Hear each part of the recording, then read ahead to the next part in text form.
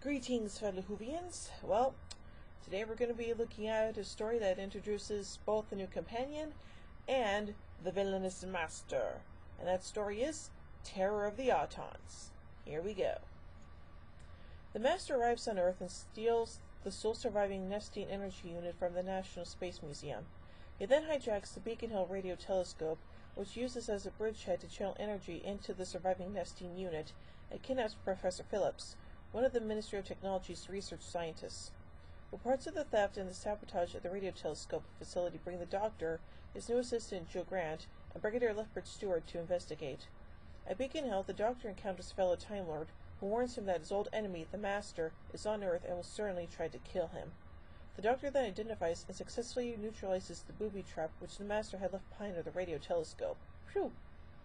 Meanwhile, posing as Colonel Masters, a new customer, the Master takes over Feral Autoplastics, a nearby plastics factory, to build Autons. Joe, investigating the factory, is discovered by the Master, who hypnotizes her and wipes her memory of their meeting. He sends her back to unit with a booby trap, a box ostensibly containing the stolen energy unit. The Doctor realizes she has been hypnotized and disposes of the bomb. Yay! The unit traced the missing Professor Phillips to Rossini's circus at Harminster.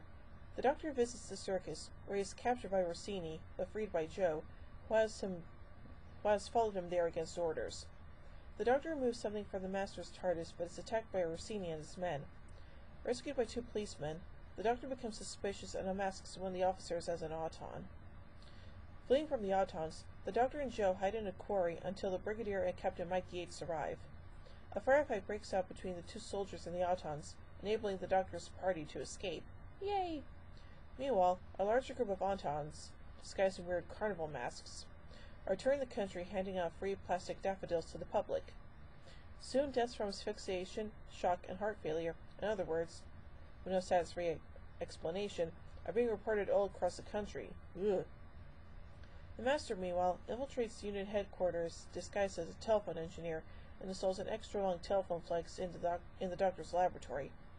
At the now-empty plastics factory, the Brigadier and the Doctor discover that Farrell, the owner, has chartered a coach. They also find a plastic daffodil and a lurking killer Auton, proving the connection between the factory and the Master. In the Doctor's lab, as he tries to decode the Nestine's instructions imprinted on the cells of the plastic flower, a radio signal from walkie-talkie accidentally activates it. The daffodil sprays the film over Joe's nose and mouth, nearly suffocating her, until the Doctor dissolves it with a chemical solvent. The Master makes another attempt to kill the Doctor by calling him on the telephone he installed earlier, and using a sonic signaling device to activate the plastic telephone cable. The extra-length cable attempts to strangle the Doctor, but, thanks to Brigadier's quick thinking, fails. Yay! The Master then breaks into Unit HQ in person.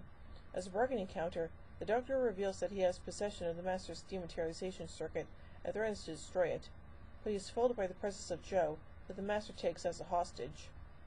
The Master takes both Joe and the Doctor to the quarry near the radio telescope to force the Brigadier to abort a planned RAF airstrike on the Autons sheltering there. But Farrell, struggling to break free of his hypnosis, unexpectedly causes a diversion, and while the Master is busy subduing him, the Doctor and Joe escape. Yay! Unit troops engage the Autons, while the Doctor and the Brigadier pursue the Master into the radio telescope's control cabin. The Doctor convinces the Master that the Nestines are so utterly different they will not be able to distinguish him and the humans once they arrive. Together, they use the channel open for the invasion to force the Nestine energy back into space, causing the Autons to collapse. Yay! The Master flees, returning to the coach. Yet then he re-emerges, apparently surrendering. When he pulls out a gun, Yates shoots him dead, but the Doctor peels back the face mask on his body to reveal it is hypnotized Farrell, disguised to look like the Master. The real Master escapes in the coach. However, with the dematerialization circuit in the Doctor's hands, the Master is now trapped on Earth. Ha ha ha ha! Alright, well anyway, let's take a look at some continuity and production elements of this story. The Nestine consciousness and its Autons first appeared in the 1970 serial Spearhead from Space. 35 years later, they appeared in the Ninth Doctor's introductory story, Rose. This serial introduces the Master's signature weapon, a device known as the Tissue Compression Eliminator, although it will not be named as such until Time Flight. This story references the fictional town Tarminster. In the 2008 Sarah Jane adventure story, The Mark of the Berserker, Sarah Jane Smith visits a hospital in the same town. The town is also mentioned on the Herald Saxon promotional website. It states that Lucy Saxon's father was Lord Cole of Tarminster. Working titles for this story included The Spray of Death. The Autons were brought back because they had been popular in the first appearance the previous year in Spearhead from Space.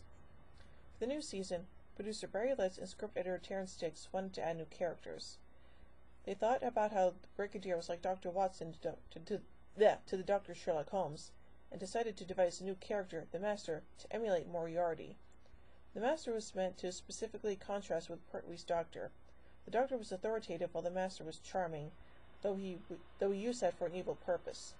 Terror of the Autons also introduced Katie Manning as Jo Grant as a replacement for departed companion Liz Shaw, and Richard Franklin as Captain Mike Yates.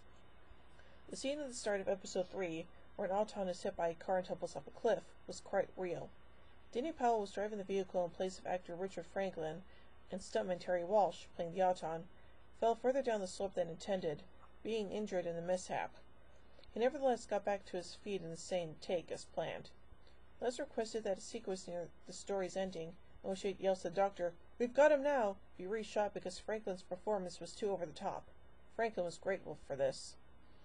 On the first day of filming, Katie Manning injured all the ligaments in her foot when jumping out of a car running across a quarry. She also formed a fast bond with Barry Letts, as she was fond of the animals used in the serial. Aww. Nicholas Courtney was also ill on the first day, so was replaced by a double in those quarry scenes. The opening title credits were colored pink for this story. The end credits, the longer 1967 arrangement of the theme tune returned on this story, last used in the War Games. Harry Taub, who plays the unfortunate McDermott, had previously appeared in The Seeds of Death.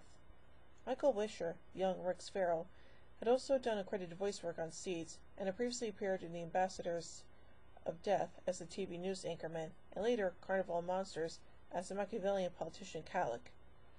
He went on to do various Dalek voices in Planet of Daleks and Death to the Daleks, and became well known as the first actor to play the evil genius Davros in Genesis of the Daleks. His final appearance was as a member of the crew of the Morstring probe in Planet of Evil. Roy Stewart had previously appeared as strongman Toberman in Tomb of the Cybermen. Although credited on screen, Bill McGurk, policeman, does not actually appear. His entire contribution was edited out prior to transmission. He had previously appeared in The Enemy of the World. So, overall, an interesting story, and like I said, introduced to a new companion and to the Master. So, overall, shut up, phone. So, overall, I give Terror of the Autons 5 sonic screwdrivers out of 5. Well, join me next week as we take a look into The Mind of Evil. Ha ha ha. So, until then, this is Hoovy and Queen saying, "Oh my giddy aunt! When I say run, run! I've reversed the polarity of the neutron flow. Would you like a jelly baby? Fantastic! Allons-y! Geronimo! Bow ties are cool, fezzes are cool, and Stetsons are cool."